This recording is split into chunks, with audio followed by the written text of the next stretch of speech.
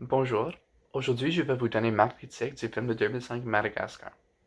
C'est un film de DreamWorks qui dure 1h26 et se mérite un classement de PG. Donc dans ce film, on suit Alex le lion, interprété par Ben Stiller, qui est l'attraction principale du zoo de Central Park à New York, et sa bande amie Marty le zèbre, interprété par Chris Rock, Melman la girafe, interprété par David Schwimmer, et Gloria l'hippopotame, interprétée par Jada Pinkett Smith, alors qu'ils quittent soudainement leur vie d'être choyés par les travailleurs du zoo. Lorsque le rêve de liberté de Marty prend contrôle de lui, il s'échappe du zoo et ses amis, inquiets, lui suivent complètement à contre-cœur. Ce n'est pas long avant qu'ils soient tous capturés à Grand Central Station et se sont mis en route d'être transportés dans un réservoir phonique.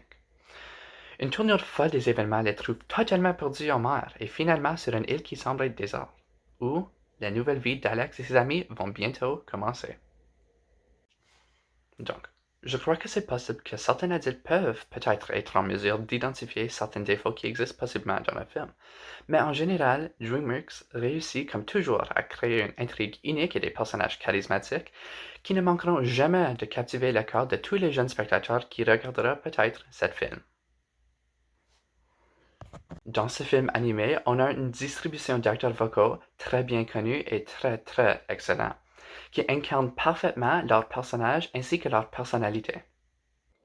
Ben Stiller, Chris Rock, David Schwimmer et Jada Pinkett Smith sont tous des noms que la plupart des gens reconnaissent en raison de leur rôle dans d'autres médias. La façon dont ils décrivent la personnalité de chaque personnage les fait sentir très authentiques et naturels et ajoute vraiment au niveau de divertissement dans le film. Le développement interne représenté à travers de certains personnages a été très bien exécuté, dans une façon qui était très complexe, mais encore assez facile de comprendre pour même des enfants. Alex le lion en particulier passe par deux types de croissance différents. Il commence par être narcissique et plein de lui-même et blâme tout le monde sauf lui-même pour la situation dans laquelle il se retrouve.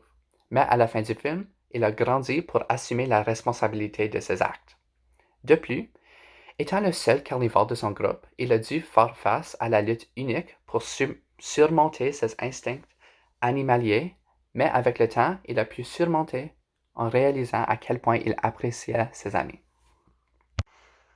Finalement, l'intrigue trouvée dans ce film est très unique et permet à plusieurs scènes ridicules à être possibles. L'idée que des animaux fuient un zoo pour seulement être capturés, ensuite perdus en mer et finalement échoués sur une île déserte est une intrigue que seul DreamWorks uniquement pourrait produire. Cette histoire donne vie à certaines scènes, comme les animaux dans le métro, qui est très humoristique et pourrait facilement plaire aux demandes des visionneurs jeunes. Pour conclure, un film comme celui-ci pourrait facilement attirer l'attention de quiconque le regarde. À mon avis, il mérite facilement 4 étoiles sur 5. Merci pour m'avoir écouté.